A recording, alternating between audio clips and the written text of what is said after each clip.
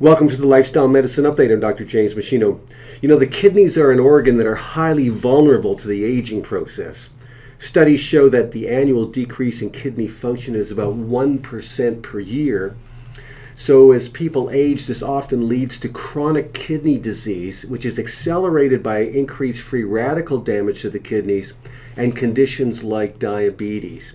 Now, currently, 14% of the United States population has chronic kidney disease, which often sets you on a path towards the need for dialysis treatment like 3 times a week, or a kidney transplant in order to stay alive.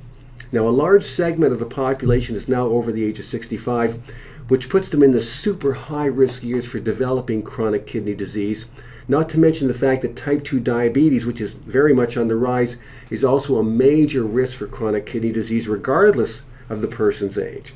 Now, studies have also shown that a healthy diet and lifestyle can help to preserve kidney function as we age and even reverse some kidney damage that has already occurred. So diet and lifestyle can help to slow down kidney aging and reverse some damage. The evidence suggests this. These strategies include remaining at a healthy weight and not consuming excess protein, phosphate, or sodium, but increasing daily water intake, exercising regularly, and eating foods that help keep cholesterol in the ideal range.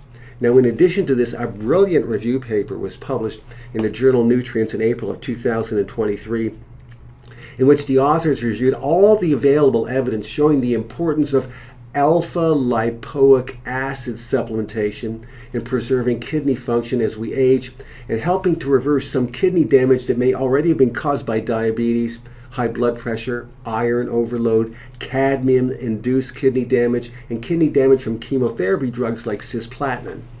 So the authors point out that experimental studies show that alpha-lipoic acid protects kidney cells and allows healing of some kidney cells by acting as a powerful kidney cell antioxidant and regenerating other antioxidants within kidney cells like vitamin C and vitamin E so they become more effective, and also chelating or removing excess zinc, copper, and iron from kidney cells and reducing kidney cell inflammation by tamping down the release of certain inflammatory chemicals or cytokines like nuclear factor kappa beta and so on.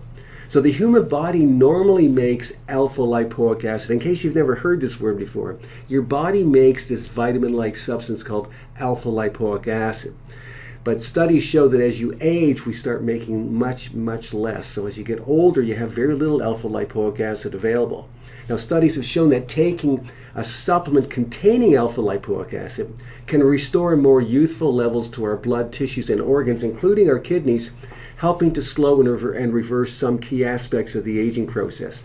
Remember, too, that alpha-lipoic acid is also a critical cofactor for energy production in virtually all the cells of the body. Many people report having more energy when they start taking a supplement containing appreciable amounts of alpha-lipoic acid. Some studies show that N-acetylcysteine also helps protect kidney function and reverses some kidney damage. So N-acetylcysteine, or we call it NAC, also helps to enhance our antioxidant defense against free radicals, and it exerts other important health benefits. So NAC and alpha-lipoic acid appear to work synergistically to slow age-related changes and support kidney function as we age. By the age of 40, I think most people should do what I have done, and that is to take a supplement each day that contains alpha-lipoic acid and N-acetylcysteine, as well as milk thistle and L-glutamine. These 4 nutrients work together to help preserve our antioxidant defenses and protect various tissues within our body, including our kidneys. I think it's a very important consideration. Making sure that you don't damage your kidneys over your lifetime is critically important. So I've included the references for alpha-lipoic acid in the text below. Thanks for watching, and I'll see you next time.